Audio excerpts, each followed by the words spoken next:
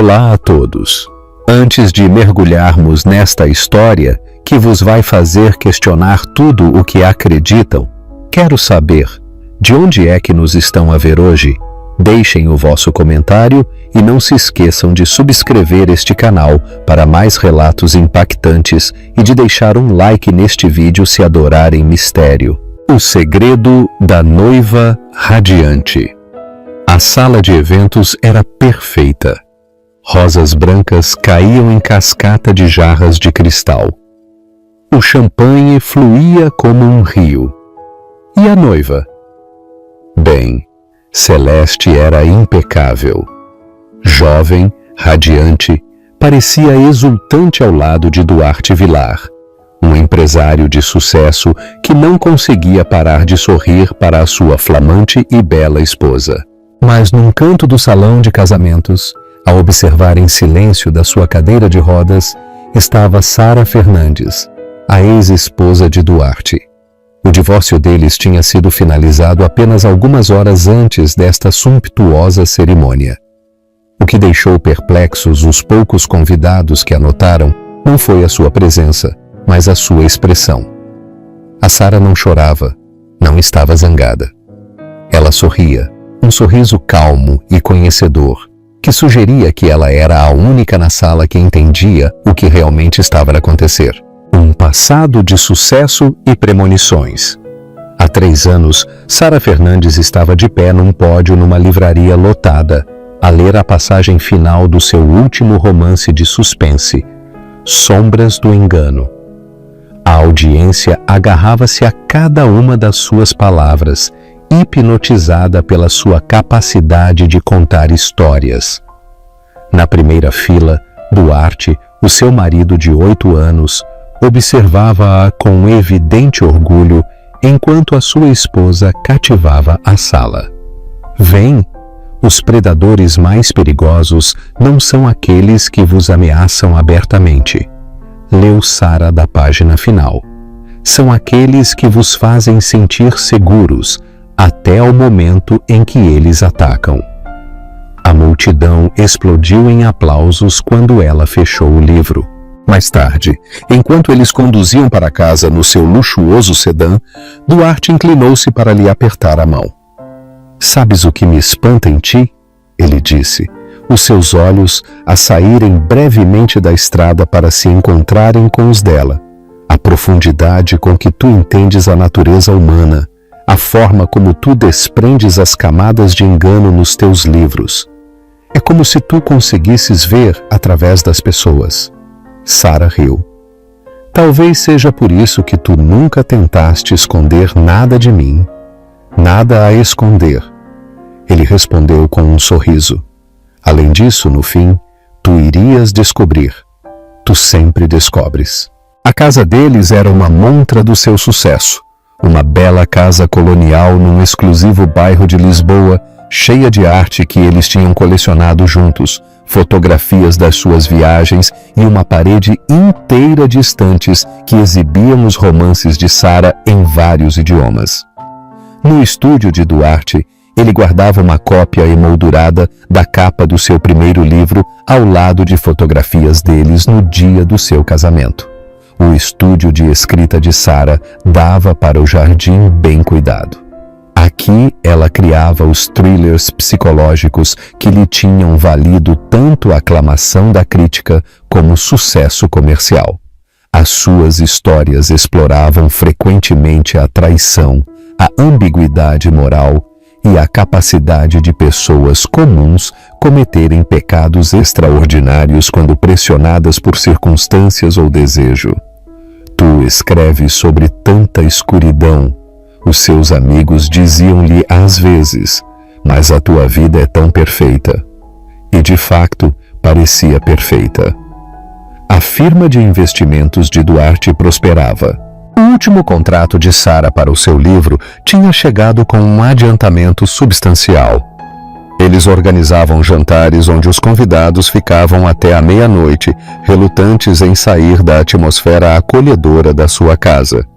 Eles discutiam sobre formar uma família, embora ambos se tivessem focado tanto nas suas carreiras que tinham adiado a parentalidade até o fim dos seus 30 anos. A reviravolta do destino.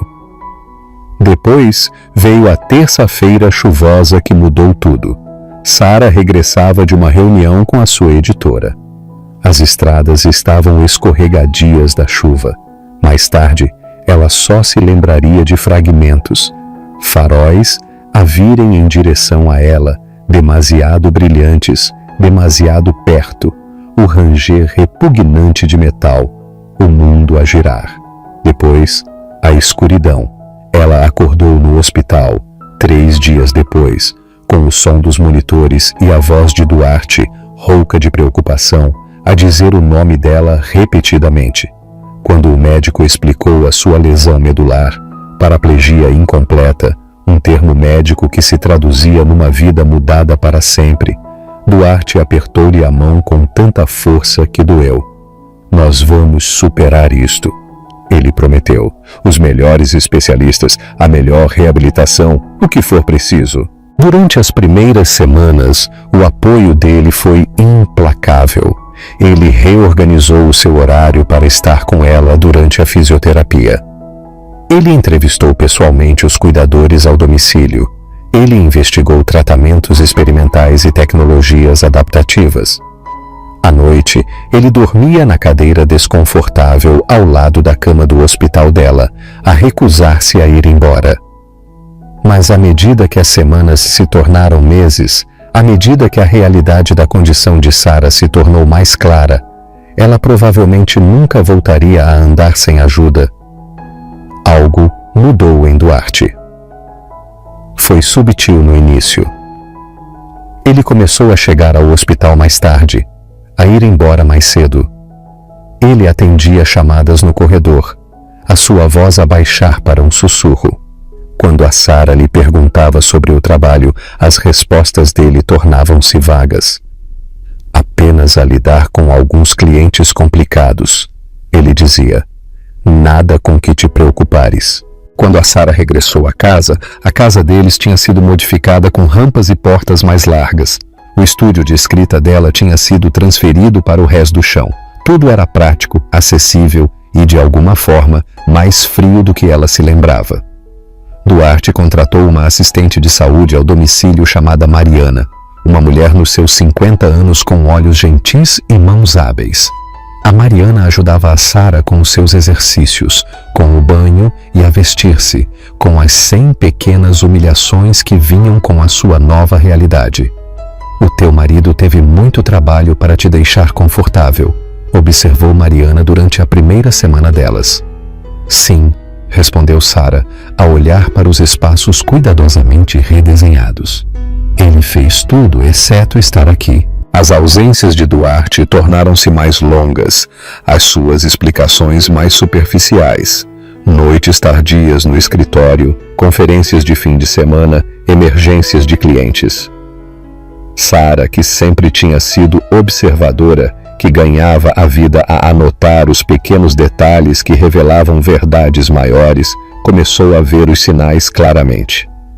Um recibo de um restaurante caro, numa noite em que ele afirmou estar a trabalhar até tarde, um rasto de perfume desconhecido no seu pescoço, a forma como ele já não olhava para ela nos olhos quando falava do seu dia.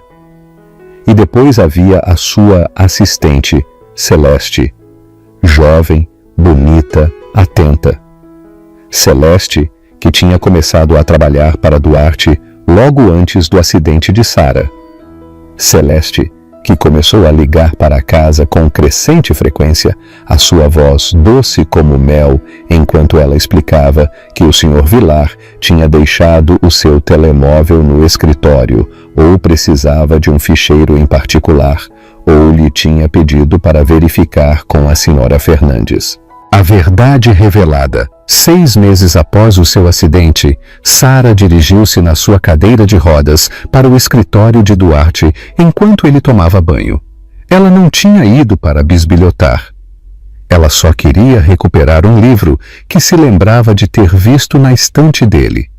Mas quando ela se cruzou com a secretária dele, o telemóvel dele acendeu-se com a pré-visualização de uma mensagem de texto.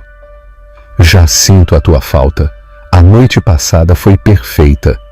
Mal posso esperar até que ela tenha ido embora. Sara ficou muito quieta. O ecrã do telemóvel a escurecer enquanto ela absorvia o impacto daquelas poucas palavras. Naquele momento, algo cristalizou dentro dela. Não só o conhecimento da traição, mas uma fria clareza sobre em quem o seu marido se tinha tornado, ou talvez em quem ele sempre tinha sido, por baixo da aparência de devoção. Quando Duarte saiu do banho, ela estava à espera dele na sala de estar, com o telemóvel dele desbloqueado no seu colo. "Quem é ela?" ela perguntou, simplesmente. O rosto dele passou por uma série de expressões: surpresa, negação, raiva e, finalmente, uma espécie de alívio, como se ele também estivesse à espera deste momento. "Eu acho que tu sabes", ele disse, sem se dar ao trabalho de ir buscar o telemóvel. "Diz-me de qualquer maneira." Celeste, a minha assistente. Ele sentou-se à frente dela, a passar as mãos pelo cabelo úmido. "Simplesmente aconteceu, Sara. Eu não o planeei." "As coisas não simplesmente acontecem, Duarte. Dia após dia, tu tomas decisões. Tu não fazes ideia de como isto tem sido para mim?" Ele disse, a sua voz a subir. "Tudo mudou. Toda a nossa vida, os nossos planos, o nosso futuro, tudo se foi num instante. A diferença é que eu não tive escolha. Tu tiveste." A conversa que se seguiu foi brutal na sua honestidade. Duarte admitiu que o caso tinha estado a acontecer há meses. Ele falou sobre se sentir encurralado, sobre o estresse de se tornar um cuidador quando ele esperava ser um companheiro. Ele falou da juventude de Celeste, da energia dela, da forma como ela o fazia sentir. "E como é que eu te faço sentir?" perguntou Sara em voz baixa. Ele não conseguiu olhar para ela nos olhos. "Culpado", ele disse finalmente. "Tu fazes me sentir culpado." 2 semanas depois, Duarte mudou-se. Os procedimentos de divórcio começaram pouco depois. A advogada de Sara tinha experiência em divórcios de alto patrimônio e garantiu-lhe que, dadas as circunstâncias, a infidelidade de Duarte, a deficiência de Sara, a duração do seu casamento, ela ficaria bem provida financeiramente. "Ele quer ser generoso", disse a advogada. "A oferta de acordo é bastante justa." "Ele quer ser livre", corrigiu Sara, "e ele está disposto a pagar por isso." O divórcio avançou rapidamente para os padrões legais. Duarte estava ansioso por começar a sua nova vida. Não havia filhos a considerar, e Sara não tinha energia para lutar por posses materiais. Ela ficou com a casa, uma considerável compensação financeira e a sua dignidade. O que mais a surpreendeu durante este período foi a sua própria calma. Ela esperava sentir-se devastada, destruída pelos duplos golpes da deficiência física e da traição matrimonial. Em vez disso, ela sentiu um curioso desprendimento, como se estivesse a observar a sua vida à distância, como um personagem de um dos seus romances. Não que ela não sentisse dor, ela sentia, e de forma aguda, mas juntamente com a dor havia algo mais. A curiosidade analítica de uma escritora sobre como é que esta história se iria desenrolar. Os papéis finais do divórcio foram entregues para a sua assinatura numa manhã ensolarada de primavera. Enquanto Sara assinava o seu nome a pôr oficialmente um fim ao seu casamento, a Mariana trouxe-lhe uma chávena de chá e um envelope. "Isto chegou para a senhora", disse Mariana. "Entrega especial." Dentro havia um convite, gravado em papel grosso de cor creme, com os nomes Duarte Vilar e Celeste Mendonça. juntamente com uma data, exatamente uma semana após a finalização do divórcio, e o nome de um exclusivo hotel, conhecido pelos seus luxuosos casamentos. Sara levantou os olhos para a Mariana, que a observava com olhos preocupados. Ele vai casar, disse Sara, a sua voz notavelmente firme. No próximo sábado. Mariana pegou no convite, leu-o e emitiu um som de desgosto. A tinta do vosso divórcio ainda nem está seca. Isto é cruel. Não, disse Sara pensativamente. Isto é revelador. Ela olhou para a Mariana. Ele quer que eu saiba o quão rápido ele está a seguir em frente, o quão feliz ele é, o quão perfeita a nova vida dele vai ser. Está tudo bem, senhora Fernandes? Sara permaneceu em silêncio durante um longo momento, os seus dedos a traçarem as letras gravadas. Eu vou, ela disse finalmente, ao casamento. Mas por que é que a senhora se iria sujeitar a isso? Sara sorriu, um pequeno sorriso privado que não chegou aos seus olhos. Por que, Mariana? Eu sempre acreditei que uma boa escritora precisa de ver o final da história. Um casamento, um mistério profundo. E assim, num perfeito dia de junho, Sara Fernandes sentou-se na sua cadeira de rodas num canto do salão de baile de um hotel, a observar como Duarte se casava com Celeste, a jovem e bela mulher que tinha sido a sua assistente, a sua amante e agora a sua esposa. A cerimônia foi sumptuosa, sem poupar despesas. Celeste usava um vestido de designer que realçava a sua figura esbelta. Duarte irradiava orgulho e algo que parecia quase alívio. Apenas um punhado de convidados notou a presença de Sara. Aqueles que o fizeram trocaram olhares desconfortáveis, a perguntarem-se por que é que a ex-esposa iria comparecer, a perguntarem-se sobre o pequeno sorriso que se desenhava nos seus lábios enquanto ela observava os procedimentos.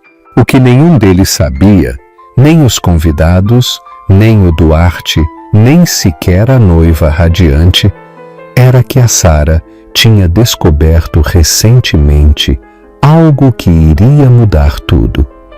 Um segredo que iria transformar este dia de casamento perfeito no primeiro capítulo de uma história muito diferente da que Duarte e Celeste acreditavam estar a começar. Enquanto os recém-casados partilhavam a sua primeira dança, o sorriso de Sara aprofundou-se. Na sua mente, ela já estava a escrever o próximo capítulo. A novela que revelou a verdade. A revelação tinha chegado inesperadamente, 2 semanas antes de o divórcio ser finalizado. Sara tinha estado a trabalhar com a Mariana nos seus exercícios de fisioterapia, uma rotina exaustiva que a deixava exausta, mas determinada. Ao terminar, a Mariana ajudou-a a regressar à sua cadeira de rodas e começou a arrumar o equipamento de exercício. A senhora está a progredir imenso, disse Mariana animadamente. A sua força na parte superior do corpo está a melhorar muito. Sara limpou o suor da sua testa. Precisa de o fazer. Eu tenho de ser mais independente. A senhora vai ser. A senhora é uma das pacientes mais determinadas com quem eu já trabalhei. Eu não tenho muita escolha, disse Sara. Agora sou só eu. Mariana fez uma pausa na sua arrumação. Eu posso falar francamente, senhora Fernandes? Por favor, chama-me Sara. E sim, sempre. Miriam sorriu brevemente. Depois ficou séria. O convite de casamento do seu ex-marido. Por que é que a senhora vai? A maioria das pessoas acharia isso demasiado doloroso. Sara olhou para a janela durante um longo momento. Eu preciso de o ver, ela disse finalmente, para o tornar real, para fechar esse capítulo corretamente. E a mulher com quem ele casa? A A senhora está pronta para a ver também, a Celeste? Sara virou-se para a Mariana. Sim, eu também preciso de a ver a ela. Algo piscou no rosto da Mariana, uma breve hesitação, uma sombra de inquietação. O que é que se passa? Perguntou Sara, o seu instinto de escritora para as nuances humanas imediatamente em alerta. Nada, é só... Mariana ocupou-se a dobrar uma toalha. Eu espero que a senhora tenha o fecho que procura. Mas a Sara tinha captado aquele momento de hesitação. Mariana, ela disse em voz baixa, há algo sobre a Celeste que tu não me estás a contar? Mariana largou a toalha e suspirou. No início eu não tinha a certeza, e não é o meu lugar interferir nos seus assuntos pessoais. Do que é que não tinhas a certeza? Quando eu conheci a senhora Mendonça, quando ela veio aqui com o senhor Vilar, ela pareceu-me familiar. No início eu não consegui encaixá-la. Sara inclinou-se na sua cadeira de rodas. E agora consegues? Mariana acenou com a cabeça lentamente. Antes de eu trabalhar para a vossa agência de cuidados ao domicílio, eu trabalhei numa clínica privada em Sevilha. Nós cuidávamos de pacientes idosos, muitos deles bastante ricos. Havia uma mulher lá, a senhora Eleonora Vidal, que tinha uma acompanhante, uma jovem mulher que a ajudava a gerir os seus assuntos, que se tornou como uma neta para ela. E esta acompanhante parecia-se com a Celeste. Não só se parecia com ela, era ela, embora na altura ela se chamasse Carolina Rocha. Sara sentiu um arrepio repentino. A sua mente de romancista já a funcionar a alta velocidade, a ver padrões, possibilidades. Fala-me sobre esta Carolina Rocha, sobre a relação dela com a senhora Vidal. Ela era encantadora, atenciosa. A senhora Vidal não tinha família próxima e ela passou a depender completamente da Carolina. Com o tempo, a Carolina obteve acesso às contas dela, aos assuntos legais dela. Ela isolou-a dos poucos amigos que ela tinha. E depois, a senhora Vidal mudou o seu testamento a deixar tudo para a Carolina. Dentro de um mês, ela morreu inesperadamente. Os médicos chamaram-lhe causas naturais. Ela tinha 87 anos afinal. Mas alguns de nós tínhamos as nossas dúvidas. E o que aconteceu à Carolina, a Celeste, depois disso? Ela herdou mais de 2 milhões de euros e depois desapareceu. Alguns meses depois, houve uma investigação. Tinham vindo à tona outras inconsistências, perguntas sobre a medicação da senhora Vidal. Mas a Carolina Rocha tinha desaparecido sem deixar rasto, até que eu a vi aqui, a chamar-se Celeste Mendonça. Mariana olhou diretamente para Sara. Até que eu a vi aqui, a chamar-se Celeste Mendonça. Sara ficou muito quieta a absorver esta informação. Tu tens a certeza de que é a mesma mulher? Absolutamente sim. Eu reconheci uma pequena cicatriz no pulso direito dela. E assim que eu fiz a ligação, eu pude vê-la claramente. Ela mudou o cabelo, perdeu algum peso, mas é ela. Tu contaste a mais alguém? A polícia? Ao Duarte? Mariana abanou a cabeça. Quem é que iria acreditar em mim? Eu não tenho provas, apenas a minha memória. E a investigação nunca resultou em acusações formais. Simplesmente foi... suspeito. Ela sabe que tu a reconheceste? Eu não acho que sim. Eu tive o cuidado de não reagir quando eu me apercebi, e ela só esteve aqui umas poucas vezes com o Sr. Vilar. Sara dirigiu a sua cadeira de rodas para a janela, a olhar para o jardim que ela outrora tinha cuidado com as suas próprias mãos. A sua mente estava a trabalhar rapidamente, a ligar os pontos, a ver uma imagem maior a emergir. Mariana, ela disse sem se virar. Tu tens algum contacto daquela clínica? Alguém que possa ter registros ou que se lembre da Carolina Rocha. Eu ainda estou em contato com uma das enfermeiras, e o administrador da clínica ficou muito perturbado com toda a situação. Ele podia estar disposto a falar. Sara acenou com a cabeça a tomar uma decisão. Eu gostaria que tu entrasses em contato com eles, se pudesses.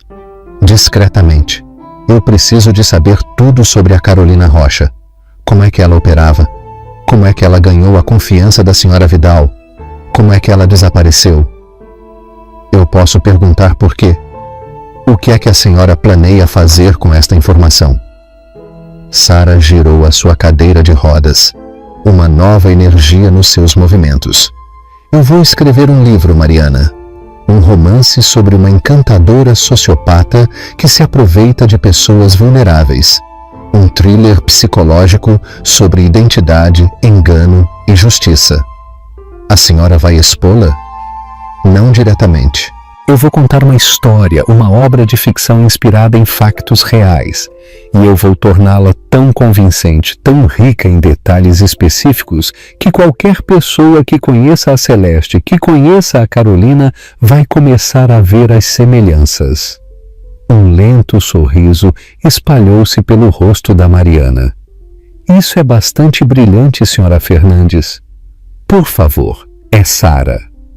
Ela dirigiu a sua cadeira de rodas para a sua secretária de escrita, a abrir o seu portátil com um propósito renovado. E eu preciso de me pôr a trabalhar.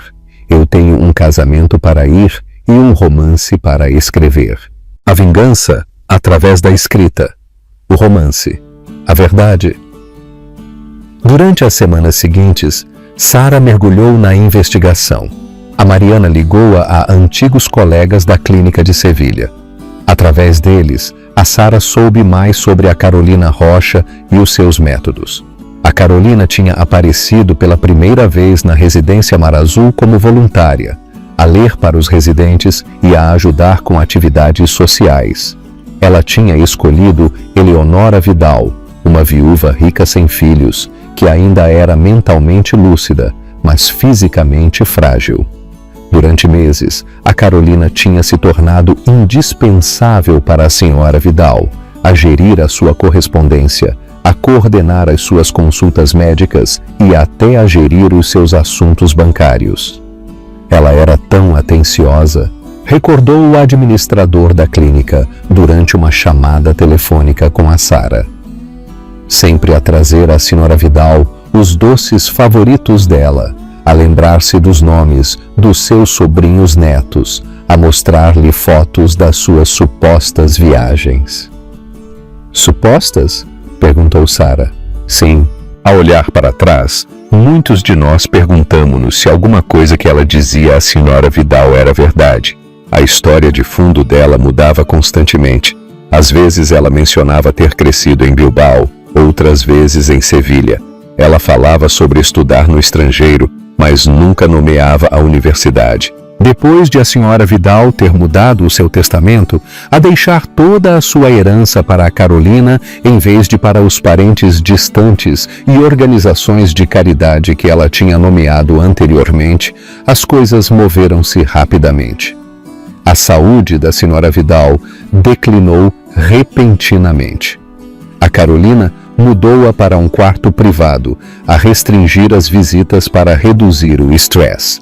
Quando a senhora Vidal morreu, a Carolina apresentou um documento de poder médico que lhe dava autoridade para recusar uma autópsia. Quando as perguntas surgiram, a Carolina Rocha tinha desaparecido. A herança tinha sido transferida para contas offshore. O seu apartamento foi despejado, o seu telemóvel desligado. As poucas fotografias que existiam dela eram de muito má qualidade para serem úteis em qualquer busca. Eu sempre senti que nós falhamos a senhora Vidal, confessou o administrador a Sara. Nós devíamos ter visto o que estava a acontecer. Nós devíamos tê-la protegido. À medida que a Sara se aprofundava, surgiu um padrão. Antes de Sevilha, tinha havido rumores de uma situação semelhante em Barcelona. um homem mais velho que tinha caído sob o feitiço de uma jovem cuidadora que se chamava Cristina Navarro. Após a morte dele, os filhos dele descobriram que ativos substanciais tinham sido transferidos para ela. Mas a Cristina Navarro tinha desaparecido antes que qualquer investigação pudesse começar. É a mesma mulher, disse Mariana quando Sara partilhou esta informação. Nome diferente, mesmos métodos. E agora ela é Celeste Mendonça, disse Sara, a ponto de se casar com um homem rico que acabou de passar por uma mudança de vida traumática. O meu acidente, o nosso divórcio, ela está a seguir o seu padrão. Tu vais avisá-lo? Sara considerou esta pergunta cuidadosamente. Ele iria acreditar nela, ou ele iria vê-la como as acusações amargas de uma ex-esposa? A Celeste já garantiu a sua posição na vida dele. Ela afastou-o dos nossos velhos amigos. Ela encorajou-o a mudar de consultores de investimento. Ela até o convenceu a mudar-se para uma casa nova. Então, o que é que a senhora vai fazer? Sara apontou para o seu portátil, onde um esquema estava a tomar forma. Eu vou contar esta história da forma como eu sei, através da ficção que revela a verdade. No dia do casamento de Duarte e Celeste, Sara compareceu não como uma ex-esposa de coração partido, mas como uma escritora a fazer investigação. Ela observou a atuação de Celeste, os olhares de adoração para Duarte, as interações encantadoras com os convidados, a persona de noiva perfeita. Ela notou como a Celeste já tinha isolado Duarte do seu antigo círculo social. A maioria dos convidados eram amigos ou parceiros de negócios que o Duarte tinha conhecido recentemente. Quando a cerimônia terminou, Sara saiu em silêncio. Ela tinha visto o que precisava de ver. Agora ela entendia os seus personagens, todos eles, incluindo ela mesma. O fim do jogo. De volta a casa. Sara começou a escrever com uma intensidade que ela não sentia há anos. O romance, que ela intitulou Intenções Ocultas, centrava-se num personagem chamado Valéria, uma burlona que assumia diferentes identidades para ganhar a confiança de pessoas vulneráveis antes de desaparecer com os seus bens. O romance seguia o seu mais recente plano: casar-se com um homem recém-divorciado, cuja vida tinha sido perturbada pelo acidente da sua ex-esposa. Sara escreveu com precisão e perspicácia psicológica, a basear-se na sua investigação sobre burlonas e sociopatas da vida real. Ela criou Valéria não como um monstro ou uma caricatura, mas como uma predadora complexa, calculista, mas ocasionalmente vulnerável, impiedosa, mas capaz de fingir emoções profundas. Mais importante ainda, ela incluiu detalhes específicos e distintivos que seriam reconhecíveis para qualquer pessoa que conhecesse bem a Celeste.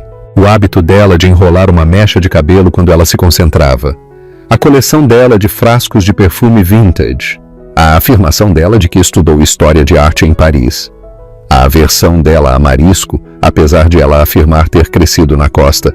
À medida que o manuscrito tomava forma, Sara partilhou capítulos com a sua editora de longa data, Elsa, que imediatamente reconheceu a qualidade do trabalho. Esta é a tua melhor escrita até agora, Elsa disse-lhe durante uma videochamada. Ela tem uma autenticidade, uma perspicácia tão afiada como um bisturi. O teu acidente não diminuiu o teu talento, Sara.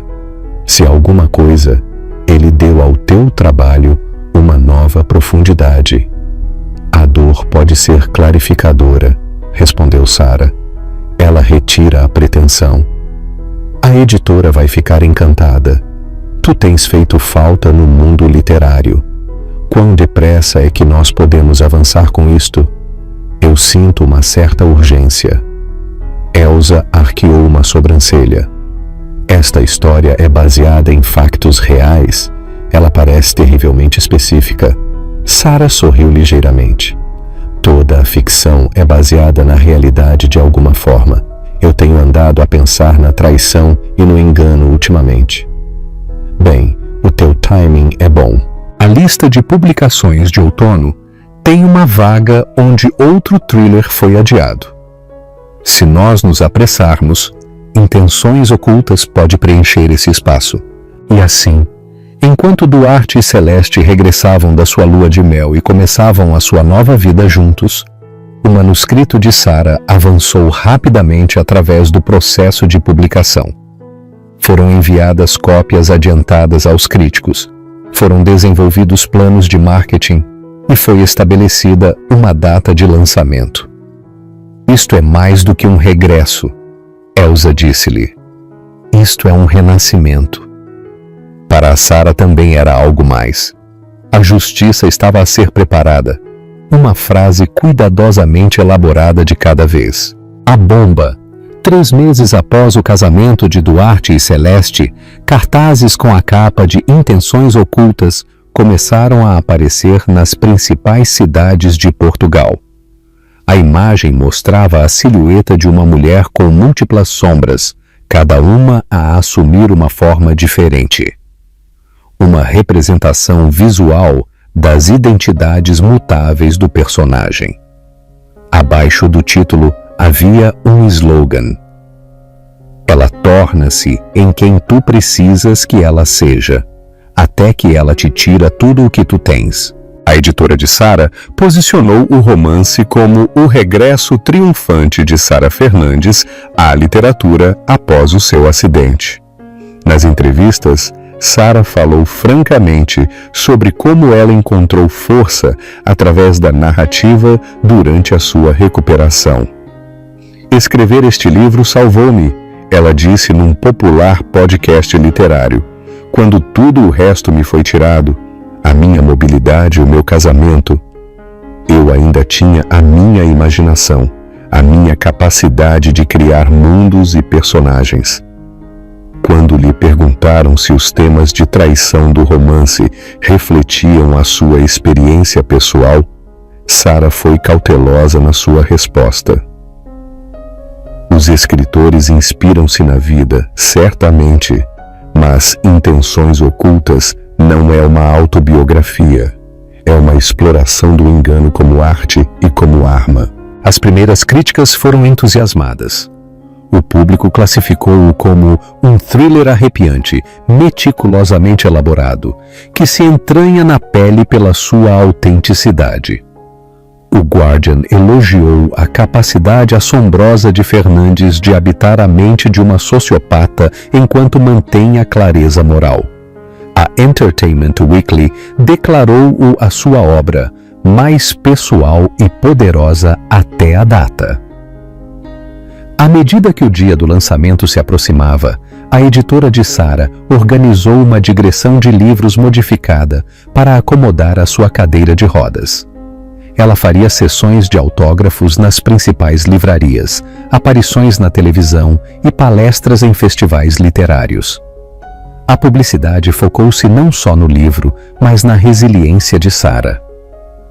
A sua recusa em deixar que a tragédia pessoal silenciasse a sua voz. Intenções Ocultas estreou no número 3 da lista de best-sellers e subiu para o número 1 em 2 semanas. As vendas foram impulsionadas tanto pela aclamação da crítica como pelo boca a boca. Os leitores encontraram-se incapazes de pousar o livro. Depois, eles discutiram-no ansiosamente com amigos. Um aspecto que gerou um interesse particular foi o realismo vívido do personagem principal. Como uma popular booktuber disse na sua crítica, a Valéria parece tão autêntica que tu te perguntas se ela é baseada em alguém real. Há momentos em que a especificidade é quase perturbadora, como se a Fernandes tivesse conhecido esta mulher, a tivesse estudado, soubesse exatamente como é que a mente dela funciona. Sara seguiu de perto estas críticas e reações. A fase 1 do seu plano estava a desenrolar-se exatamente como ela tinha esperado. O livro estava a ser reconhecido pelo seu mérito literário, a sua perspicácia psicológica e o seu realismo quase documental. Agora era a altura da fase 2. Sob um pseudônimo, Sara criou contas em vários fóruns de discussão literária e plataformas de redes sociais. Ao usar estes pseudônimos, ela começou a fazer perguntas subtis. Mas alguém sente que já conheceu alguém como a Valéria na vida real? Ou, os detalhes sobre a burla da Valéria em Sevilha pareciam tão específicos, talvez inspirados num caso real? Estas sementes de especulação enraizaram-se rapidamente. Os clubes de leitura online começaram a compilar listas das características e hábitos distintivos do personagem, a perguntarem-se se eles combinavam com algum caso real de fraude de identidade. Detetives amadores começaram a procurar nos arquivos de notícias por histórias de idosos burlados por cuidadores ou acompanhantes. Num popular tópico do Reddit, um utilizador afirmou ter trabalhado numa comunidade de reformados em Lisboa, onde um caso semelhante tinha ocorrido. A mulher chamava-se Cristina. Ela encantou um viúvo rico, fê-lo mudar o seu testamento e desapareceu logo após a morte dele. A cronologia coincide com o que teria acontecido antes da burla da Valéria em Sevilha. Na verdade, Sara não precisou de atiçar muito estas chamas. A curiosidade coletiva da internet fez a maior parte do trabalho. Os leitores tornaram-se investigadores, a reconstruir uma linha temporal real hipotética para uma burlona tipo Valéria, que podia ter operado em Barcelona, depois em Sevilha, e podia estar agora noutro lugar, a usar uma nova identidade. O que a Sara não tinha antecipado completamente foi o quão depressa a especulação iria passar do geral para o específico. 6 semanas após o lançamento do livro, uma publicação num fórum de fãs de thrillers ligou vários pontos. O ex-marido da Sara Fernandes casou-se de novo muito depressa após o divórcio dela. A nova esposa dele apareceu na vida dele logo após o acidente da Fernandes. No livro, a Valéria tem como alvo um homem cuja vida foi alterada pela deficiência da sua ex-esposa. Sou o único a ver o paralelismo? Esta publicação foi inicialmente removida pelos moderadores por especular sobre a vida pessoal da autora, mas a ideia já tinha sido lançada no ar. Ela ressurgiu no Twitter, em grupos do Facebook, nas secções de comentários de críticas de livros. A Sara observou este desenvolvimento com emoções mistas. Ela tinha querido que a verdade emergisse, mas ela não tinha esperado que acontecesse de forma tão explícita ou que a envolvesse tão diretamente. Ela tinha esperado que o foco permanecesse na Celeste, na Carolina, na Cristina e no padrão de engano delas, não nos possíveis motivos de Sara para escrever o livro. Mas a especulação continuou a espalhar-se, a ganhar ímpeto, quando um popular podcast de True Crime dedicou um episódio a analisar as semelhanças entre intenções ocultas e a situação da vida real da Sara Fernandes. Os anfitriões abstiveram-se de fazer acusações, enquadrando a sua discussão como uma exploração de como os autores transformam a experiência pessoal em ficção. Mas eles listaram metodicamente os paralelismos, incluindo a cronologia do acidente da Fernandes, o divórcio dela e o rápido novo casamento do seu ex-marido.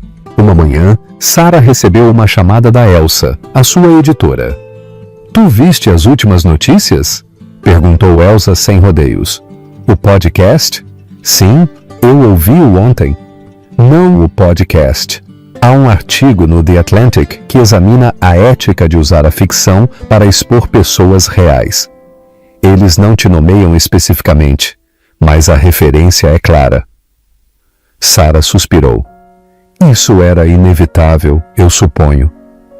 Sarah, Elsa disse com cautela, eu preciso de te perguntar diretamente. Intenções Ocultas é baseado na nova esposa do teu ex-marido? A Valéria é um retrato mal velado dela? Houve uma longa pausa antes de a Sarah responder. O que eu escrevi é ficção, Elsa. Ficção informada pela investigação, pela observação, pela minha compreensão da natureza humana. Isso não é realmente uma resposta. É a única que eu posso dar neste momento. Após desligar, Sarah dirigiu-se na sua cadeira de rodas para a janela, a olhar para o seu jardim, onde apareciam os primeiros sinais do outono. A novela tinha estado no mercado durante 2 meses. A especulação crescia, mas ainda era apenas isso. Especulação. Ninguém tinha ainda ligado a Celeste Mendonça diretamente a Carolina Rocha ou a Cristina Navarro. Para que isso acontecesse, a Sarah precisava de alguém com recursos de investigação, alguém que pudesse seguir o rastro dos documentos e escavar em registros selados. Ela precisava de um jornalista. Como se respondesse a este pensamento, o seu telemóvel tocou de novo. O identificador de chamadas mostrava um número desconhecido. Sarah Fernandes a falar. Senhora Fernandes, o meu nome é Miguel Diniz. Eu sou um jornalista de investigação do Diário de Lisboa. Eu esperava falar com a senhora sobre o seu romance Intenções Ocultas. Sarah sentiu uma agitação de antecipação. Que aspecto do romance lhe interessa, Sr. Diniz? A inspiração por trás dele, especificamente o personagem da Valéria e as suas, digamos, atividades em Sevilha e Barcelona. Eu estou sempre feliz em falar sobre o meu processo criativo, disse Sarah com cautela, embora eu deva salientar que, como romancista, eu me inspiro em muitas fontes. Claro, respondeu Diniz a igualar o seu tom cauteloso. Mas ao investigar alguns dos cenários do seu livro, eu encontrei alguns paralelismos interessantes no mundo real. Casos que envolvem vítimas mais velhas e uma mulher que parece mudar de identidade.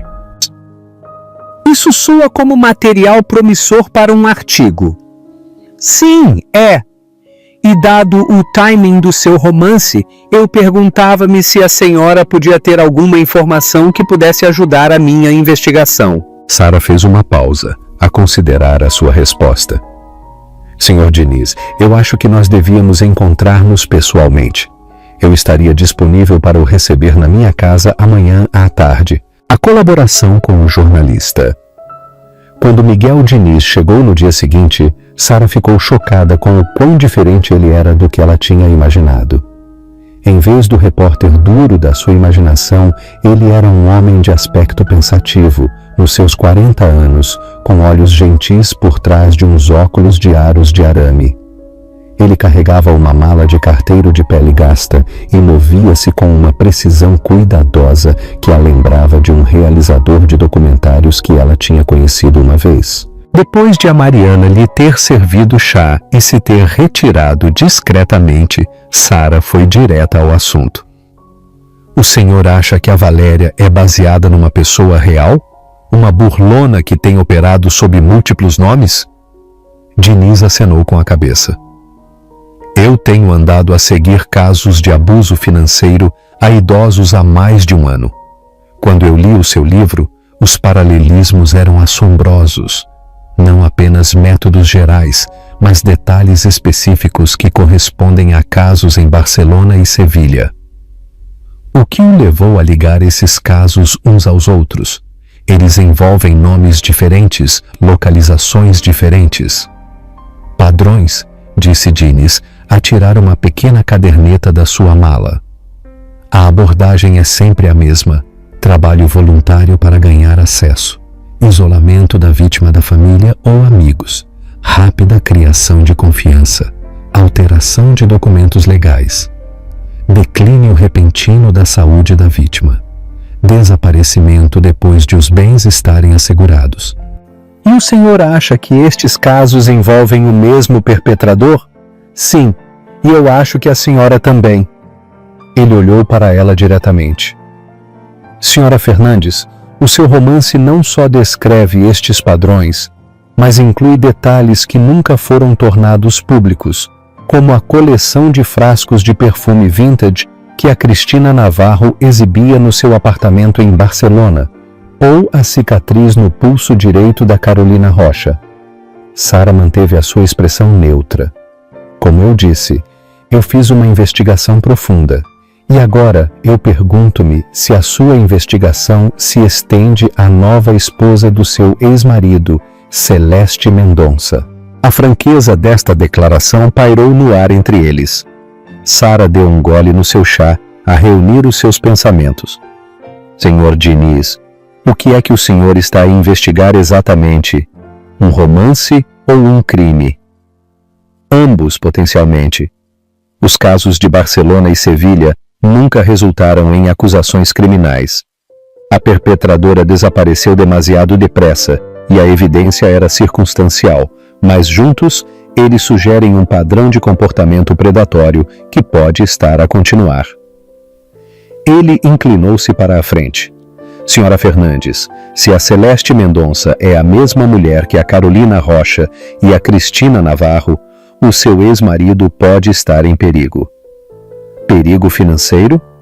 Certamente, disse Sara.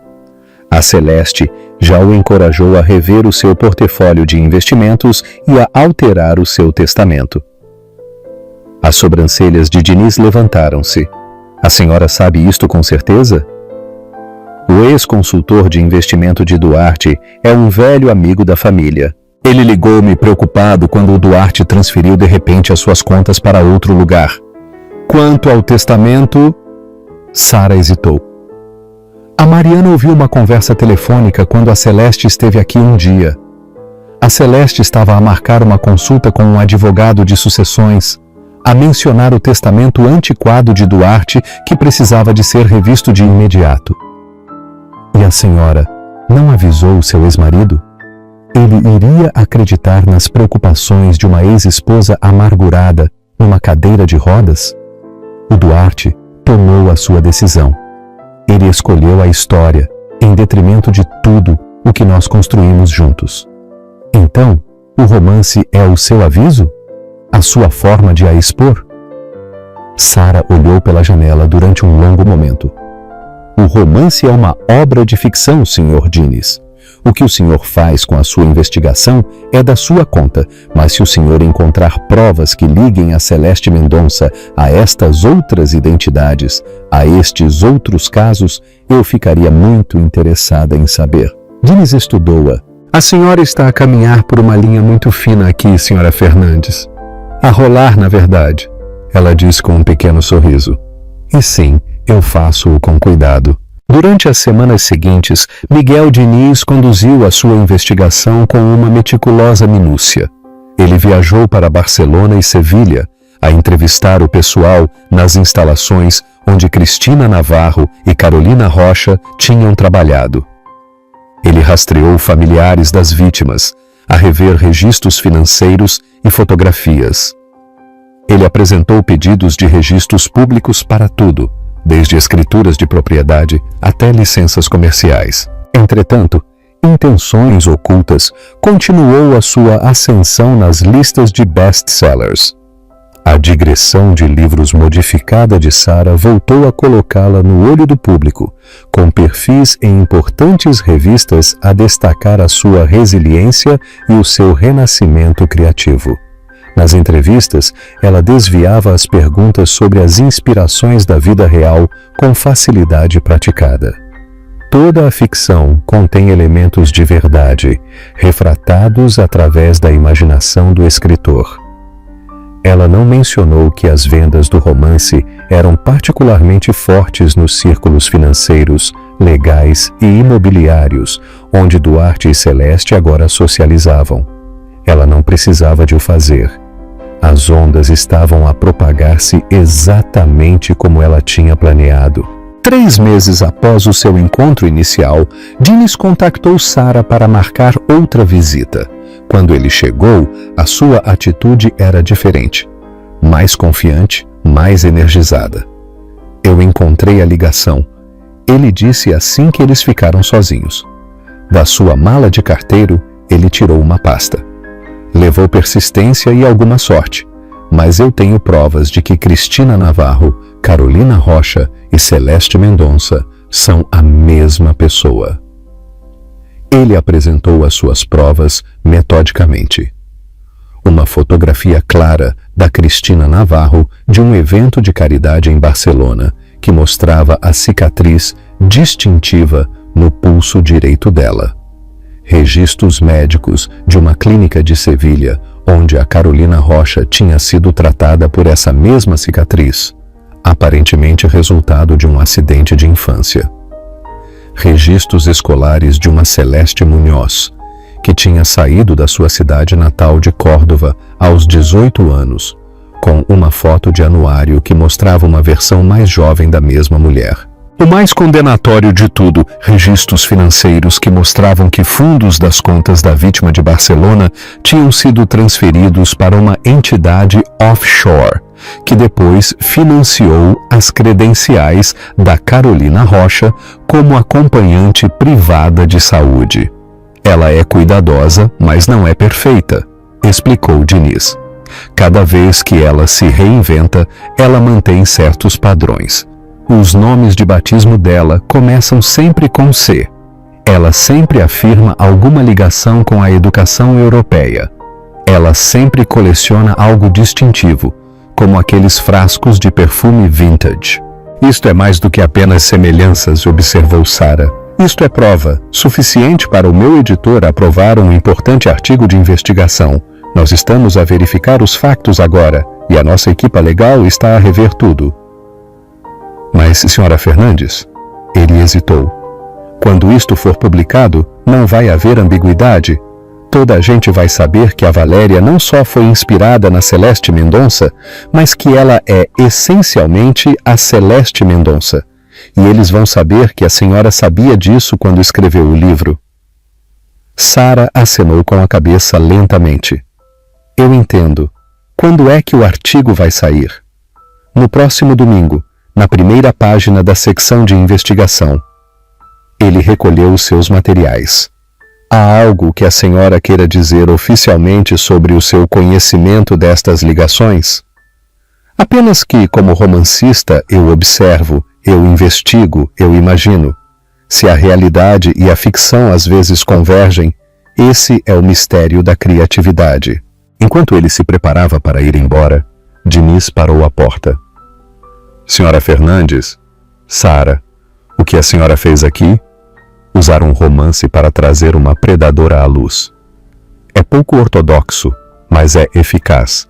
Eu só espero que a senhora esteja preparada para as consequências. Senhor Diniz, quando o meu marido me deixou por uma mulher que tinha metade da minha idade, poucos meses depois de eu ter ficado paralisada, eu aprendi algo importante sobre as consequências. Elas às vezes revelam o que estava escondido. Elas às vezes limpam o ar. Depois de ele ter ido embora, Sara dirigiu a sua cadeira de rodas para a sua secretária de escrita e abriu o seu portátil. Ela tinha começado um novo romance, mas não era nisso que ela queria trabalhar agora. Em vez disso, ela abriu um novo documento e começou a escrever: O confronto e a justiça. Para Duarte, quando tu leres isto, é provável que tu já tenhas visto o artigo do Miguel Diniz no Diário de Lisboa. Tu vais estar zangado, confuso, possivelmente em negação. Tu vais querer acreditar que eu orquestrei tudo isto por amargura ou vingança. A verdade é ao mesmo tempo mais simples e mais complexa. Eu escrevi intenções ocultas, porque é o que eu faço. Eu observo a natureza humana e eu elaboro narrativas que revelam verdades mais profundas. Na Celeste, eu reconheci uma predadora cujo padrão era tão claro para mim que eu não o podia ignorar. Eu podia ter te avisado diretamente. Talvez eu devesse ter feito isso. Mas tu terias acreditado em mim? Ou tu só terias visto uma ex-esposa amargurada a tentar sabotar a tua felicidade? Eu não espero perdão ou compreensão. Eu não quero reconciliação. O que eu quero, o que eu sempre quis, é que a verdade seja conhecida. Sara guardou o documento, mas não o enviou. Ainda não. Primeiro ela precisava de ver como os eventos se desenrolariam quando o artigo de Diniz chegasse às bancas, quando a fachada cuidadosamente construída da Celeste finalmente se desmoronasse sob o peso da evidência e do escrutínio público. Quando o domingo chegou, Sara estava pronta. Ela pediu a Mariana para lhe trazer o jornal assim que ele chegasse. E ali estava ele. A primeira página da seção de investigação, dominada pela manchete. A mulher dos 3 nomes, como uma burlona em série, se aproveitava de idosos e vulneráveis. O artigo era exaustivo e condenatório. Ele traçava a evolução da Celeste, desde Celeste Munhoz até Cristina Navarro e Carolina Rocha, a documentar o rastro de traição e exploração financeira que ela tinha deixado para trás. Ele detalhava como cada nova identidade tinha sido financiada com bens tirados de vítimas anteriores.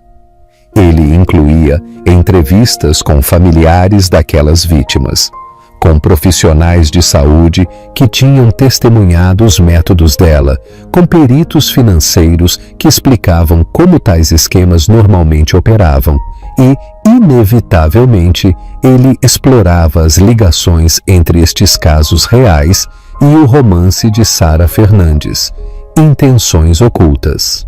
Ele citava peritos literários que discutiam a ética de usar a ficção para expor irregularidades do mundo real.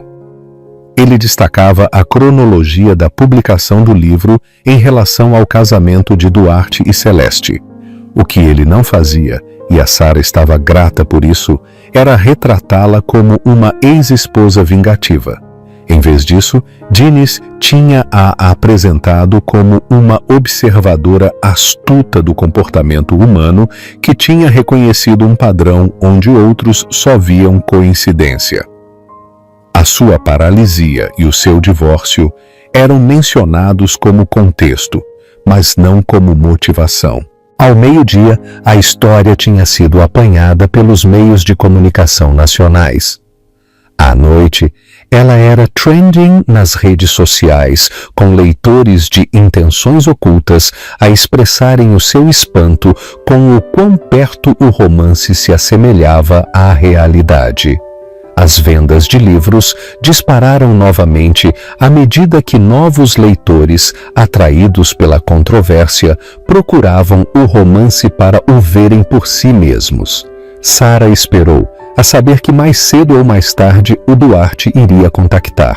A chamada chegou na manhã seguinte, o nome dele a aparecer no seu telemóvel pela primeira vez em quase 1 ano. Ela deixou-o tocar 3 vezes antes de atender. Olá? Sara? É verdade? A voz dele era tensa, controlada, mas com uma corrente de raiva. Tu escreveste aquele livro a saber quem ela era? Tu planeaste isto tudo? De que parte tu me estás a perguntar? Se a Celeste é uma burlona que se tem aproveitado de pessoas vulneráveis antes, ou se eu sabia disso quando eu escrevi o livro? Ambas. O que for. Apenas diz-me a verdade, Sara. Sim, para ambas as perguntas. Ela manteve a sua voz calma.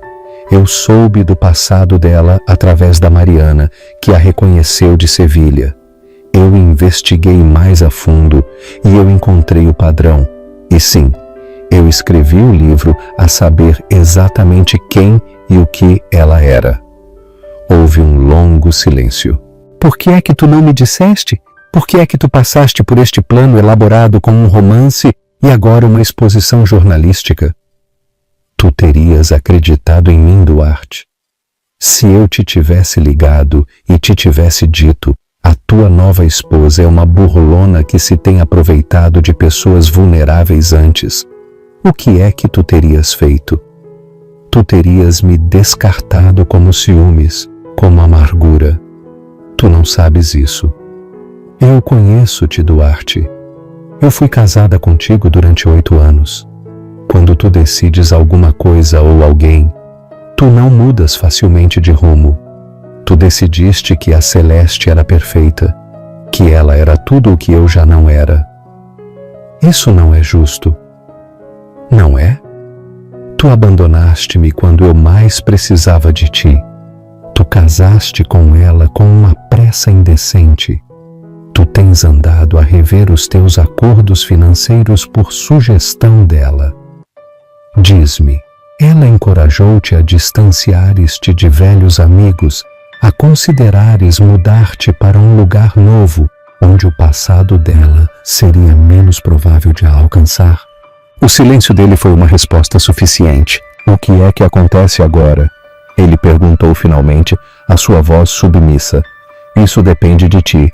A evidência no artigo de Diniz é substancial.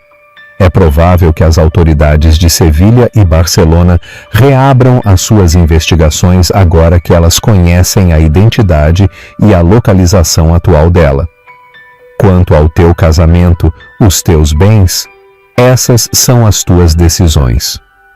Tu deves estar a adorar isto, a amargura a infiltrar-se no seu tom, a ver tudo a desmoronar-se para mim.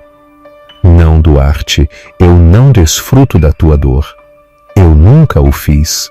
O que eu queria era que a verdade fosse conhecida. O que tu fazes com essa verdade é a tua escolha. Após desligar, Sara sentou-se em silêncio durante muito tempo, a olhar para o seu jardim, onde o outono dava lugar ao inverno. Ela não sentiu triunfo ou vingança, apenas uma mistura complexa de alívio, tristeza e uma estranha sensação de fecho. A história que tinha começado com o seu acidente e a traição de Duarte estava a entrar no seu capítulo final. Mas a sua própria história, a sua vida como escritora, como uma mulher a reconstruir a sua identidade após uma profunda perda, estava apenas a começar. O novo volume e o legado. O desfecho da exposição de Miguel Diniz desenrolou-se com o inevitável dramatismo de um thriller bem construído. Em questão de dias, as autoridades, tanto em Barcelona como em Sevilha, anunciaram que eles estavam a reabrir as investigações sobre as mortes e a exploração financeira das vítimas anteriores de Celeste. Peritos forenses financeiros começaram a rastrear o movimento de fundos através de várias empresas fantasma e contas offshore.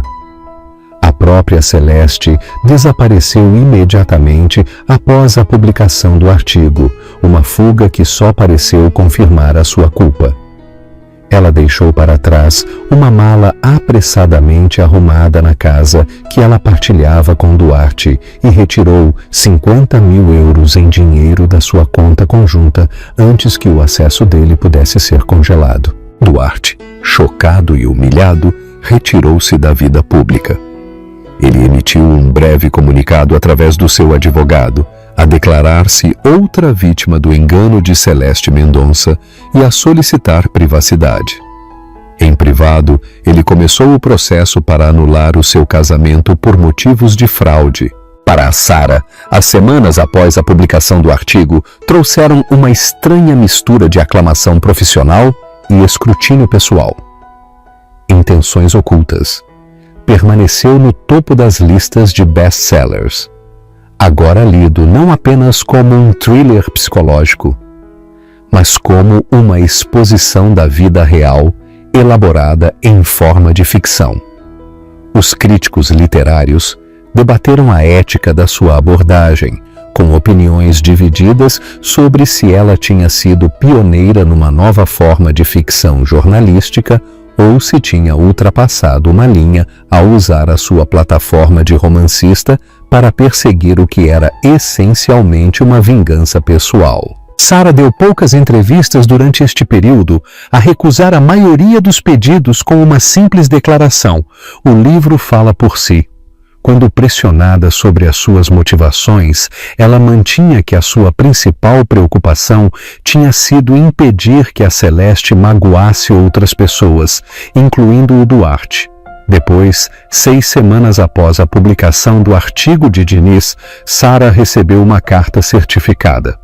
Ao abri-la, ela encontrou uma notificação legal que a informava de que o Duarte Vilar estava a apresentar uma ação por difamação contra ela, a solicitar 10 milhões de euros em danos.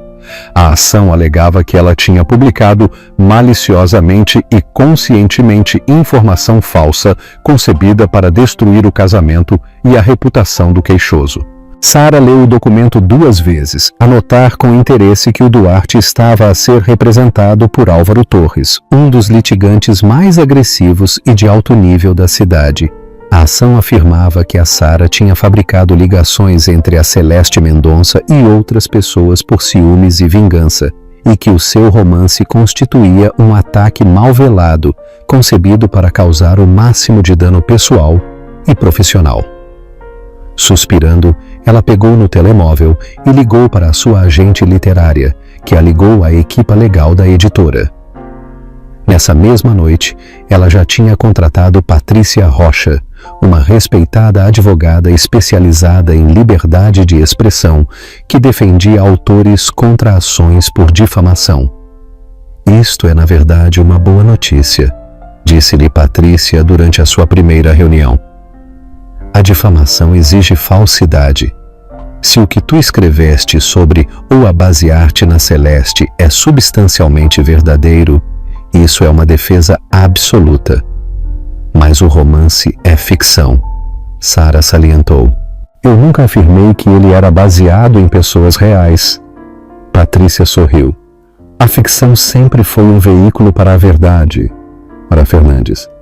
E graças ao excelente trabalho de investigação do Sr. Diniz, nós temos verificação independente das ligações entre a Celeste e as suas identidades anteriores.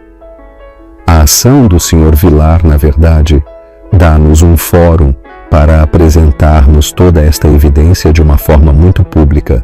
Então a senhora acha que nós vamos ganhar? Eu acho que o Sr. Vilar cometeu um grave erro tático. Apenas apresentar esta ação mantém a história viva nos meios de comunicação e a descoberta vai ser esclarecedora. A ação, de facto, reavivou o interesse dos meios de comunicação na história. Os programas de notícias de entretenimento transmitiram segmentos intitulados Quando a ficção se torna realidade, a vingança da autora. Os painéis literários debateram os limites entre a expressão criativa e o assassinato de caráter direcionado. As redes sociais borbulhavam com opiniões, a maioria parecendo ficar do lado de Sarah como uma mulher injustiçada que tinha encontrado uma forma criativa de expor uma predadora genuína. 3 semanas antes da audiência preliminar, Sarah recebeu outra comunicação inesperada, um pedido de reunião do advogado de Duarte, Álvaro Torres. Curiosa, ela aceitou, convidando-o para a sua casa em vez de se encontrar no escritório dele. Se o Torres ia tentar intimidá-la, que ele viesse para o território dela, que a visse no seu elemento. Torres chegou à hora exata. Um homem alto com cabelo prateado e um fato de luxo que gritava velho dinheiro e poder estabelecido. Sarah recebeu-o no seu estúdio de escrita, ao lado da grande janela que dava para o seu jardim de inverno. Obrigado por ter aceitado encontrar-se, Sra. Fernandes, começou Torres, a sentar-se na cadeira que ela lhe indicou.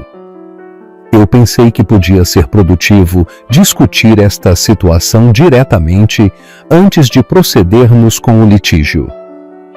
Com esta situação, o senhor refere-se à ação do seu cliente contra mim por eu escrever um romance, certo? Torres sorriu fracamente. Um romance que causou ao meu cliente um dano significativo, tanto pessoal como profissional. O casamento dele foi destruído, a sua reputação manchada por associação e o seu negócio de investimento perdeu clientes que não desejam estar ligados a um escândalo tão público. Tudo consequências das suas próprias decisões, Sr. Torres. Ele escolheu deixar a sua esposa com deficiência por uma mulher mais jovem. Ele escolheu casar com essa mulher com uma pressa indecorosa. E ele escolheu não investigar o passado dela, apesar dos sinais de aviso que eram evidentes para os outros. O que era evidente, Sra. Fernandes, era o seu ressentimento por ter sido substituída. O seu romance e a sua colaboração com o Miguel Diniz constituem uma tentativa calculada de punir o seu ex-marido por ele seguir em frente com a sua vida. Sara olhou para ele calmamente. Essa é a narrativa que o senhor planeia apresentar em tribunal? Que eu sou simplesmente uma ex-esposa amargurada? Seria mais convincente se a Celeste não tivesse desaparecido imediatamente após ser exposta, a levar 50 mil euros do dinheiro do seu cliente. As ações da senhora Mendonça, após a publicação do artigo do Sr. Diniz, não são objeto desta ação. O que é objeto é a sua campanha deliberada para prejudicar o meu cliente. A verdade é uma defesa absoluta contra a difamação, Sr. Torres. Tudo o que é dito no artigo de Diniz foi verificado de forma independente. Quanto ao meu romance, é uma obra de ficção que se baseia na investigação e na observação, como todos os meus romances. Torres inclinou-se para a frente. Permita-me ser direto, Sra. Fernandes. O meu cliente está disposto a retirar esta ação se a senhora emitir uma declaração pública a clarificar que o seu romance não se baseia na sua esposa e aceitar doar uma parte das receitas do livro para uma organização de caridade à escolha dele. Sara riu. Não pode ser a sério. O senhor quer que eu declare publicamente que a Celeste Mendonça não é uma burlona, apesar da evidência esmagadora em contrário, e que eu pague pelo privilégio de o fazer? O que eu quero é resolver esta situação antes que ela consuma mais tempo e recursos de todos. Um julgamento será um desastre, público e potencialmente prejudicial para todas as partes, incluindo a senhora. Como é que me prejudicaria exatamente, Sr. Torres? Eu tenho sido bastante aberta sobre os meus métodos e motivações. Eu não me propus a prejudicar o Duarte. Eu propus-me a expor uma predadora antes que ela pudesse fazer mais mal. O facto de o meu ex-marido ser um dano colateral nessa exposição é infeliz, mas não é a minha principal preocupação. Torres estudou-a durante um longo momento. Sabe? Quando o Duarte a descrevia, ele dizia que a senhora era sempre a pessoa mais inteligente na sala, mas que podia ser fria quando se sentia injustiçada. Agora eu percebo a que é que ele se referia. O Duarte deixou-me quando eu estava no meu momento mais vulnerável. Ele casou com uma mulher que o via como um alvo, não como um companheiro. Se a minha resposta lhe parece fria, talvez o senhor devesse considerar a provocação. Ao levantar-se para ir embora, Torres lançou o que ele claramente pretendia ser uma despedida. Vemo-nos em tribunal, Sra. Fernandes. Eu espero que a senhora esteja preparada para que as suas motivações sejam expostas tão a fundo como a senhora expôs os outros. Eu mal posso esperar, Sr. Torres. A verdade tem sido a minha aliada durante todo este processo. Eu tenho curiosidade em ver se ela será a sua. Depois de ele ter ido embora, Sara ligou para a Patrícia Rocha para a informar da reunião. A Patrícia não ficou surpreendida com a abordagem de Torres. Tática clássica de intimidação. ela disse. Eles esperam que tu cedas silenciosamente em vez de enfrentares um exame público dos teus motivos. Mas eles calcularam mal. Tu já expuseste os teus motivos em cada entrevista, em cada declaração pública. Não há um momento de surpresa que se possa obter. Então, nós vamos para tribunal, a não ser que eles retirem a ação? Sim. E dada a reputação de Torres, é improvável que isso aconteça. Ele não desiste facilmente. Isso iria prejudicar a marca dele. A audiência preliminar foi marcada para uma terça-feira no início de fevereiro. Como a Patrícia tinha previsto, o tribunal estava cercado por meios de comunicação, repórteres de entretenimento, bem como jornalistas legais, todos atraídos pela interseção incomum de literatura, direito e drama pessoal. Sara chegou cedo, acompanhada pela Mariana e pela Patrícia. Ela tinha escolhido a sua roupa com cuidado, um vestido azul marinho simples, mas elegante, profissional sem ser severo. Enquanto ela se dirigia na sua cadeira de rodas para a entrada do tribunal, as câmaras estalaram e os repórteres gritaram perguntas. Senhora Fernandes, a senhora arrepende-se de ter usado o seu romance para expor a esposa do seu ex-marido? Sara escreveu intenções ocultas como um ato de vingança? Senhora Fernandes, como é que a senhora responde às acusações de que a senhora violou a ética literária? Patrícia protegeu-a do pior a repetir, sem comentários até depois da audiência, enquanto eles faziam o seu caminho para dentro. Na sala do tribunal, Sara posicionou a sua cadeira de rodas na mesa do arguido a olhar para a frente enquanto o Duarte e a sua equipa legal entravam por uma porta lateral. Foi a primeira vez que ela viu o Duarte desde o seu casamento com a Celeste. Ele parecia mais velho, o estresse dos últimos meses evidente nas novas linhas à volta dos seus olhos e boca. Ele usava um fato caro que lhe ficava um pouco largo, a sugerir uma perda de peso. Quando os olhos dele se encontraram brevemente, a expressão dele era indecifrável. Uma mistura de raiva, exaustão e algo que podia ter sido arrependimento. A juíza, uma mulher nos seus 60 anos com uma reputação de eficiência sem rodeios, iniciou a sessão. Após as declarações preliminares que estabeleciam a natureza do caso, ela dirigiu-se a ambas as equipas legais. Eu revistei as apresentações neste assunto e eu tenho sérias preocupações sobre as alegações do queixoso. Ela começou. Sr. Torres, o seu cliente está a alegar difamação com base numa obra de ficção. No entanto, grande parte do que era supostamente difamatório foi verificado de forma independente por uma investigação jornalística. O senhor pode clarificar as falsidades específicas que o senhor alega que a senhora Fernandes publicou? Torres levantou-se. Meritíssima, o problema não é se há semelhanças entre o personagem de ficção da senhora Fernandes e a senhora Mendonça. O problema é a intenção da senhora Fernandes. Ela elaborou deliberadamente este romance como uma arma concebida para destruir o casamento e a reputação do meu cliente. Intenção não é um elemento de difamação, senhor. Advogado, a verdade é a defesa. O senhor está a argumentar que a caracterização da senhora Fernandes era falsa? Ou estamos a argumentar que ela foi maliciosa e calculada para causar dano?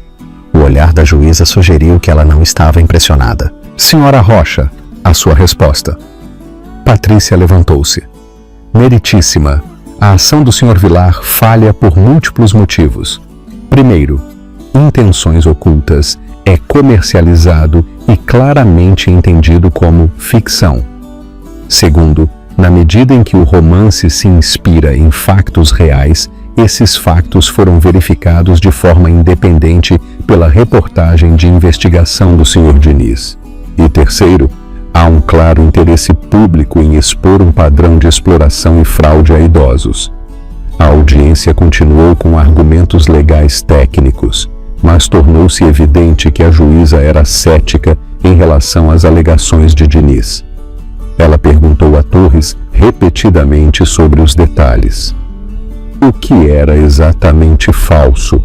Onde estava o dano demonstrável que vinha diretamente do romance, ao contrário das próprias ações da Celeste e das investigações subsequentes? Finalmente, após quase 2 horas, a juíza proferiu o seu veredicto. Eu nego o pedido do queixoso de uma medida cautelar preliminar contra a publicação ou promoção adicional do romance. Com base na evidência apresentada, parece haver uma verdade substancial nas inspirações factuais subjacentes para o caso da Sra. Fernandes. Embora eu entenda a angústia do Sr. Vilar em se encontrar adjacente a esta situação, os factos sugerem que as queixas dele são devidamente com a Sra. Mendonça, não com a Sra. Fernandes. Não foi um arquivamento completo do caso, mas foi uma vitória inicial significativa. À medida que a sala do tribunal começava a esvaziar-se, Sara encontrou-se cara a cara com o Duarte, no corredor estreito. Por um momento, nenhum deles falou. Tu podias ter me contado? Ele disse finalmente, a sua voz baixa. Tu não tinhas de fazer isto desta maneira. Tu terias acreditado em mim? Perguntou Sara em voz baixa. Ou tu terias visto isto como a tentativa desesperada de uma esposa descartada de envenenar a tua felicidade? Ele não teve resposta para isso. Após um momento, ele passou por ela em direção à saída. Sara viu-o a ir embora, a sentir não triunfo, mas uma mistura complexa de vingança e tristeza. Eles outrora tinham se amado. Eles tinham construído uma vida juntos. Agora eles eram estranhos a encontrarem-se num tribunal, os restos do relacionamento deles, emaranhados em argumentos legais e escrutínio público. Lá fora, os meios de comunicação esperavam. A Patrícia tinha preparado Sara para este momento, a ajudá-la a elaborar uma breve declaração que reconhecia o veredicto sem parecer triunfante. Enquanto as câmaras estalavam e os microfones se aproximavam dela, Sara falou com clareza e calma. O veredicto de hoje confirma o que eu tenho mantido o tempo todo, que a obra criativa que eu produzi, embora ficção, foi minuciosamente investigada e enraizada em padrões documentáveis. A minha motivação nunca foi causar dor, mas sim prevenir mais danos. Eu não tenho prazer nas dificuldades que estas revelações causaram ao meu ex-marido, que é ele próprio uma vítima do engano.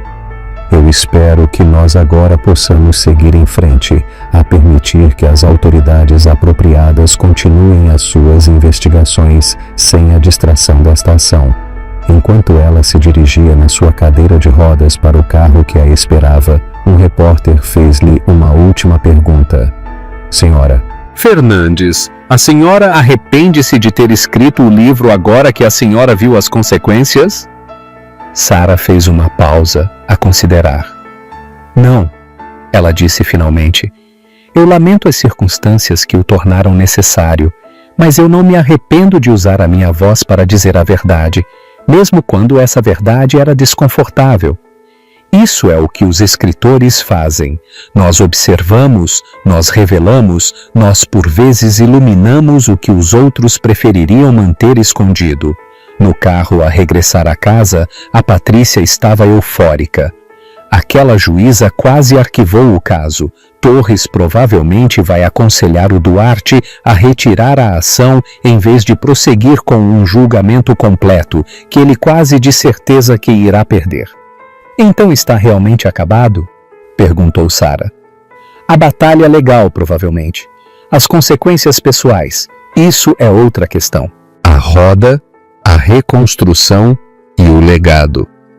De facto, 2 semanas depois, a ação de Duarte foi formalmente retirada.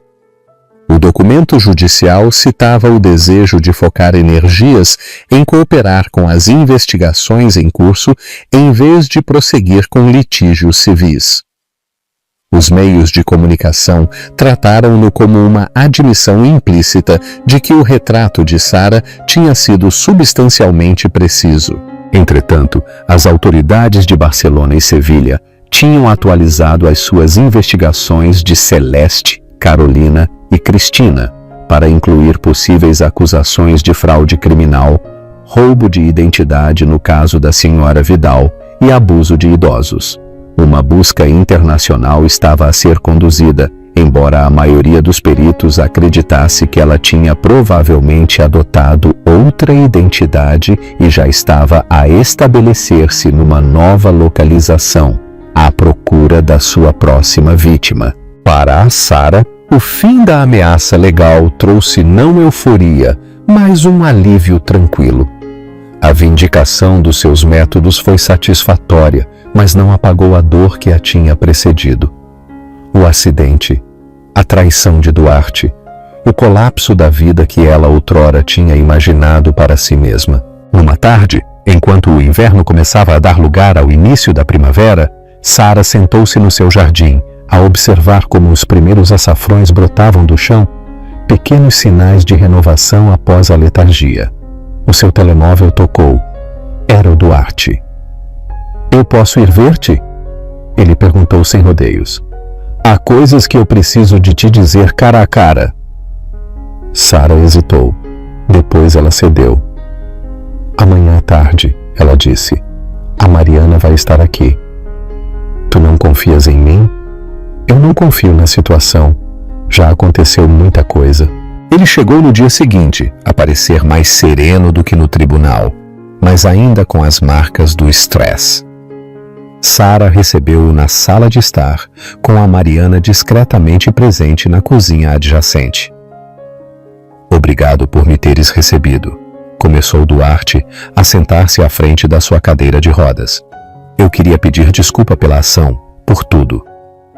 "O que é que te fez mudar de ideias?" perguntou Sara. "Tu parecias bastante determinado a pintar-me como uma ex-esposa vingativa empenhada em destruir a tua felicidade." Ele suspirou. "Após a audiência, eu fiz algo que eu devia ter feito há meses.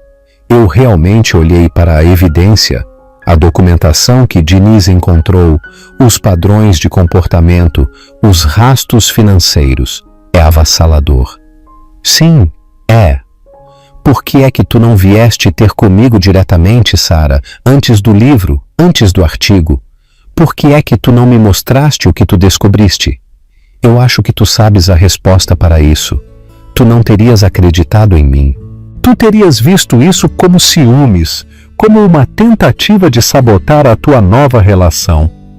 Quando a Mariana reconheceu a Celeste, tu já estavas profundamente empenhado na tua narrativa de que ela era perfeita, que ela era o futuro que tu querias." Ele olhou para as suas mãos.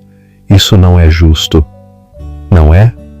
Tu abandonaste-me quando eu mais precisava de ti. Tu casaste com ela com uma pressa indecente. Tu andaste a rever os teus acordos financeiros por sugestão dela." Ele olhou para ela. "Eu ainda penso no que tu disseste no tribunal, que eu também sou uma vítima, mas isso não é realmente verdade, é? Eu não sou uma vítima. Eu sou um colaborador no meu próprio engano. Eu quis acreditar na Celeste, porque acreditar nela justificava o que eu te fiz." Sara ficou em silêncio por um momento, a absorver o seu raro momento de autoconsciência. "O que é que tu queres de mim, Duarte? Perdão? Reconciliação? Eu não sei. Talvez compreensão. Talvez uma oportunidade de consertar as coisas de alguma maneira. Tu não podes desfazer o que foi feito. Nenhum de nós pode regressar a quem nós éramos antes. Eu sei, mas talvez nós pudéssemos..." Ele parou, a gesticular vagamente para o espaço entre eles. Eu sinto a tua falta, Sara. Eu sinto a falta da tua clareza, da tua inteligência. Eu sinto a nossa falta. Sara olhou para ele fixamente. Já não há um nós, Duarte. Não há desde o dia em que tu decidiste que eu era um fardo em vez de uma companheira. O que tu sentes agora não é amor nem sequer saudade. É deslocamento. A tua vida desorganizou-se e tu estás à procura de terreno sólido, mas esse terreno não está aqui comigo. Tu pensaste nisto. Eu tive tempo para pensar em muitas coisas. Na confiança, na resiliência, na diferença entre a justiça e a vingança. E a que conclusão tu chegaste? O livro foi justiça ou vingança? Sara considerou esta pergunta cuidadosamente. Ambas, talvez.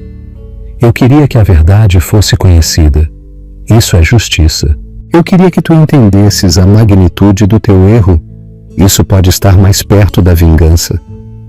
Mas, acima de tudo, eu queria recuperar a minha voz, a minha autonomia, a transformar o que me aconteceu em algo que eu controlo. Duarte acenou com a cabeça lentamente. Tu sempre foste a mais forte de nós. Mesmo agora, naquela cadeira, tu és mais forte do que eu fui. A força vem em muitas formas. Tu vais encontrar a tua de novo, simplesmente não aqui. Ele levantou-se para ir embora, a olhar à volta da casa que outrora tinha sido dele. Eu sinto muito, Sara, por tudo. Eu acredito em ti, mas eu superei a necessidade da tua desculpa ou de lamentar a sua ausência. Eu construí uma nova vida, diferente da que eu planeei, mas minha de qualquer maneira. Na porta, ele parou. O teu livro é realmente brilhante, sabes? Mesmo a saber que ele é em parte sobre mim e sobre nós, eu consigo reconhecer a mestria. Tu sempre viste as pessoas de forma tão clara. Nem sempre, disse Sara em voz baixa. Eu não te vi com suficiente clareza. Não até que fosse tarde demais. Depois de ele ter ido embora, Sara regressou ao seu estúdio de escrita. Ela tinha começado um novo romance. Não sobre traição ou vingança desta vez, mas sobre a reconstrução. Sobre uma mulher que perde tudo e descobre que o espaço vazio onde outrora esteve a sua antiga vida não é um vazio, mas sim uma base sobre a qual se constrói algo novo. Algo talvez mais autêntico do que o que veio antes. O seu telemóvel tocou com uma mensagem de texto da sua editora. Excelentes notícias. Intenções Ocultas opcionado para a adaptação como série limitada. Liga-me. Sara sorriu com a ironia. A história que ela tinha criado como resposta a uma tragédia pessoal estava a ganhar vida própria, a expandir-se para novas formas, a chegar a audiências mais vastas. A sua dor privada tinha se tornado em arte pública, depois em discurso público e agora iria tornar-se em narrativa visual. Ela respondeu a aceitar a oferta com uma condição: que a adaptação incluísse uma exploração substantiva da deficiência e dos seus impactos, não como pornografia inspiradora, mas como uma realidade vivida. Eu não estou interessada em ser retratada como uma heroína que supera a adversidade, ela escreveu. Eu quero que a complexidade seja mostrada, os desafios físicos, sim, mas também as barreiras sociais, as suposições, as formas como o mundo é projetado para corpos diferentes do meu, o legado da verdade. Epílogo: A liberdade da verdade. Quase 2 anos após a publicação de Intenções Ocultas, Sara compareceu à estreia da adaptação da Netflix. Ela usava um vestido desenhado por medida que se adaptava à sua cadeira de rodas, enquanto a fazia sentir-se elegante e confiante. O tapete vermelho incluía uma rampa, uma pequena adaptação na qual os produtores tinham insistido sem que a Sarah tivesse de pedir. Os repórteres gritavam perguntas enquanto ela se movia na sua cadeira de rodas pelo tapete.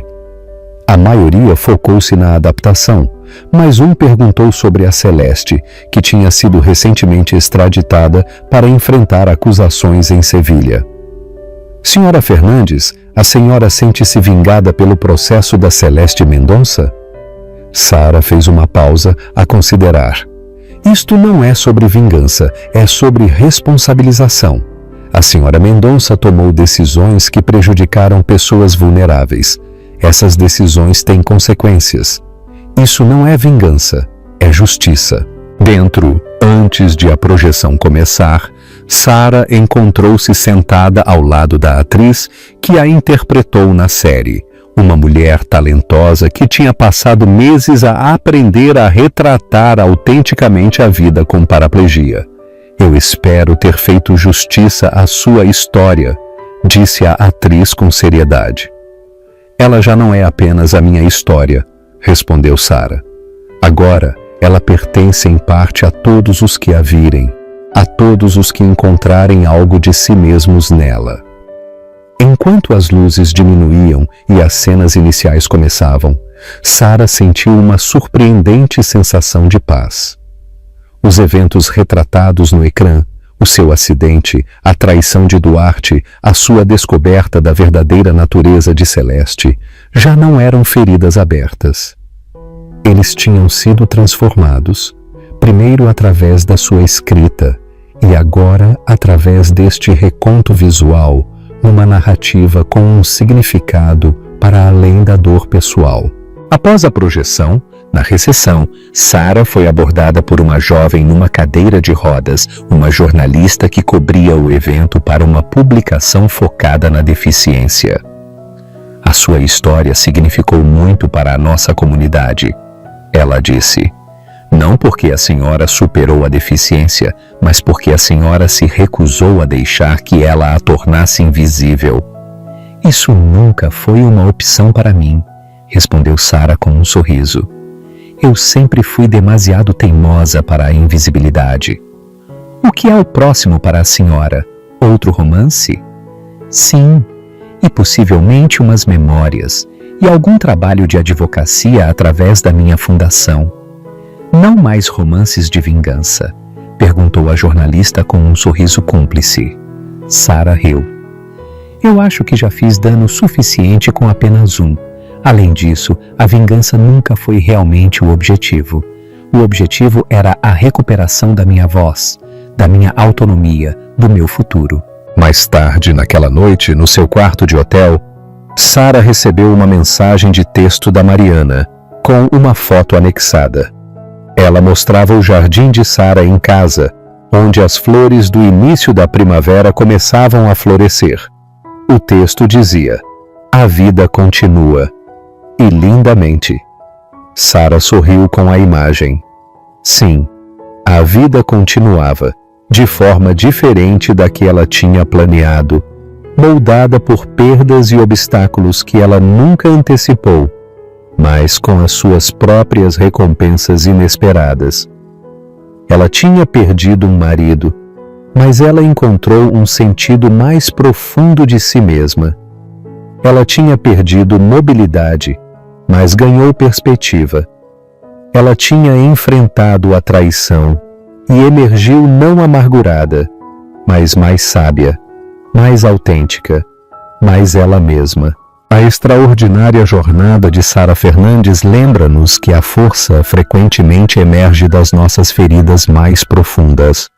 Quando confrontada com a traição e a perda, ela escolheu transformar a sua dor em arte, a usar a sua voz de escritora, não só para a vingança, mas para a verdade e, em última análise, para a cura.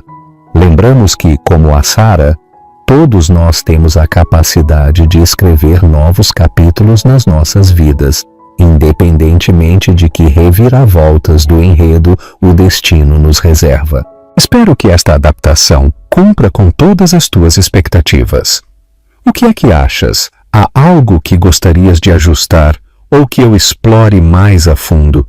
Deixa os teus comentários e lembra-te de deixar um like e partilhar este vídeo para que mais pessoas descubram esta incrível história de resiliência e justiça.